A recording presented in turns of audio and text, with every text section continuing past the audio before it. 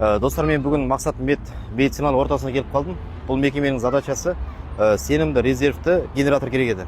Және бұл генератор 10 секундтың ішінде оталып, керекті нагрузкаға дайын болу керек еді. Оны біз қалай шештік, сіздерге көрсетейін. Бұл объектте біз полный расчет өзіміз жасадық.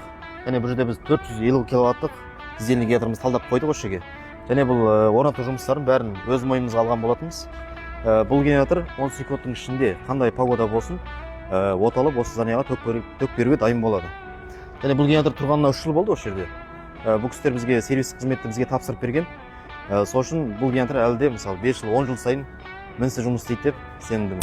Сіздерде көріп тұрғандай осындай 5 этаждық объектімізде біздің сапалы генераторымыз қанша жылдан бері мінсіз жұмыс істеп тұр.